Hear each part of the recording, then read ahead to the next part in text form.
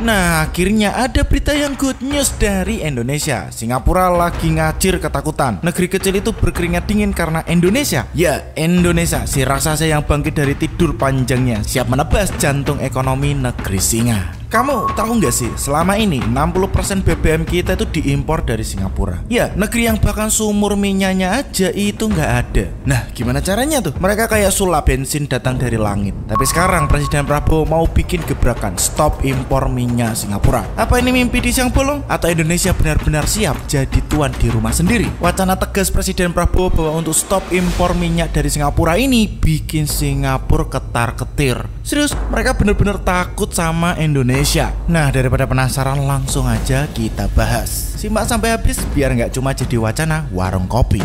Indonesia's plan to cut oil imports from Singapore amid US tariff talks may pressure trade flows. About 60% of Indonesia's fuel imports come from Singapore, but that may soon change. The country's profitability will go down for the refining business for Singapore.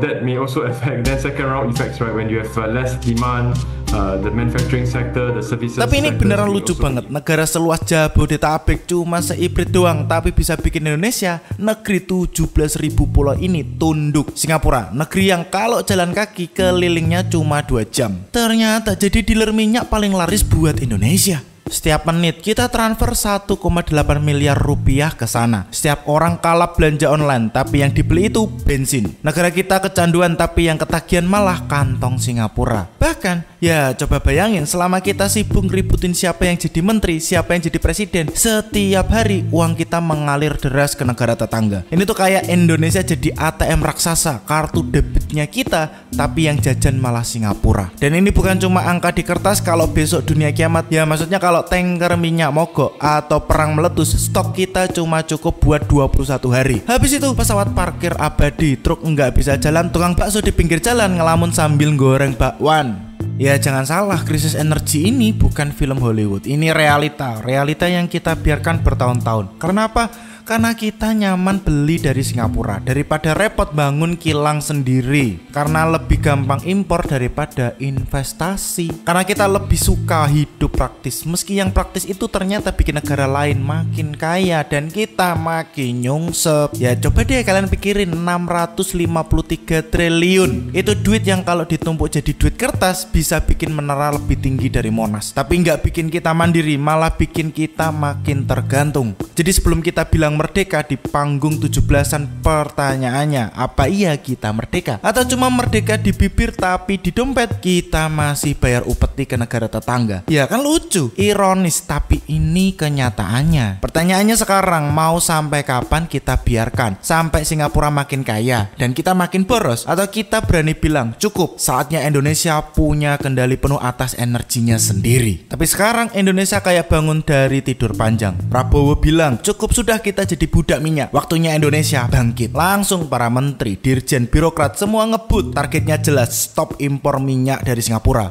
Entah itu produksi sendiri, kerjasama dengan Rusia, atau cari jakamur lain. Yang penting enggak mau lagi jadi sapi perah. Ya Singapura langsung panik. Ya bayangin, mereka tuh kayak orang yang setiap hari ngopi fancy, tiba-tiba disuruh minum air galon. Udah biasa hidup dari margin minyak kita, sekali hilang kilang mereka nangis darah. Ini bukan cuma tentang cuan bro. Buat Singapura minyak itu kayak nadi. Kalau tiba-tiba alirannya berhenti, seluruh ekonominya bisa ngos-ngosan. Bahkan analis internasional bilang 30% ekonomi Singapura berdiri di atas bisnis ini. Jadi pas Pak Prabowo bilang stop impor, Singapura langsung pucat. Seperti kamu dengar utang kartu kredit kamu udah jatuh tempo, langsung meriang bos. Dan kamu tahu reaksi Singapura?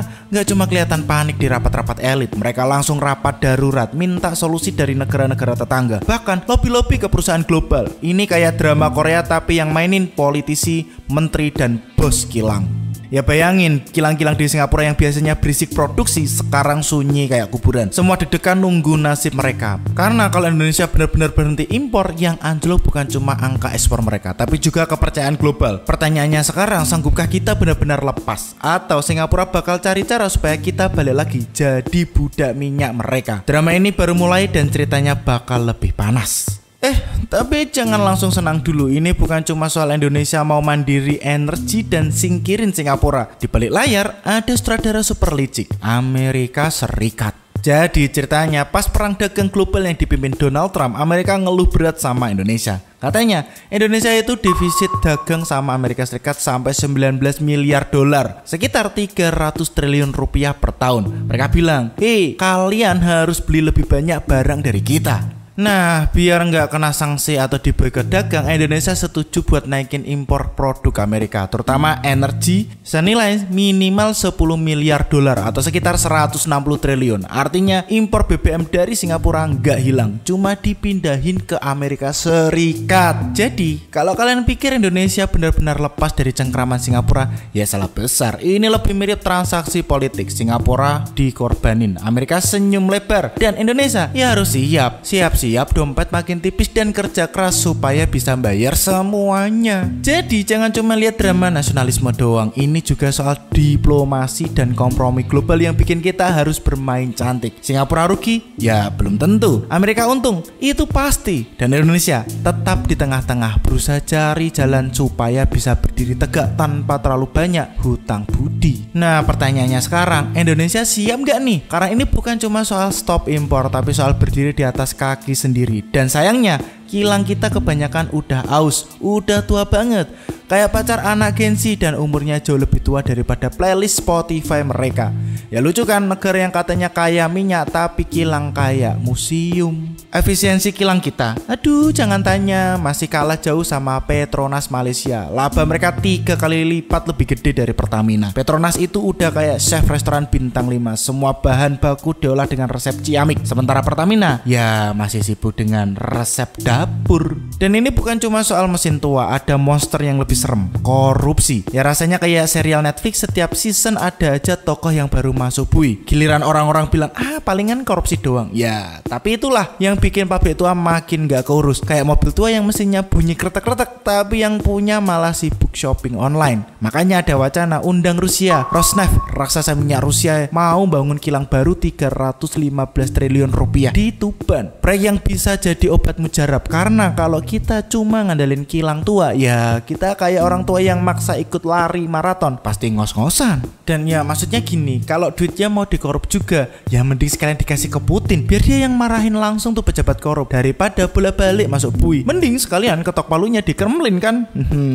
Tapi semua ini balik lagi ke pertanyaan yang penting, apa kita siap keluar dari lingkaran setan impor? Apa kita sanggup bangun infrastruktur baru dan hentikan drama mafia? Karena ini bukan cuma soal kilang, ini soal kedaulatan, soal harga diri, dan soal masa depan. Kita udah terlalu lama bayar 1,8 miliar per menit ke negeri singa. Sekarang waktunya kita buktikan Indonesia bukan cuma sekedar pasar, tapi negara besar yang bisa mandiri. Mampukah kita, atau cuma bisa bilang ya bisa? Jadi ini bukan cuma soal beli bensin lebih murah, ini soal harga diri bangsa. Mau terus jadi budak Singapura atau berani bangun kemandirian energi sendiri. Bahkan kalau harus berantem sama mafia migas, birokrasi tua, atau sistem yang karatan, kita harus siap. Karena ini bukan cuma buat sekarang, ini buat generasi yang akan datang. Tapi gimana pendapatmu tentang hal ini? Komen pendapat kalian di kolom komentar. Jangan lupa untuk like, share, dan subscribe Relung Nalar. Karena dunia ini terlalu absurd kalau nggak kita bahas dengan nalar. Terima kasih sudah nonton, dan ini Relung Nalar.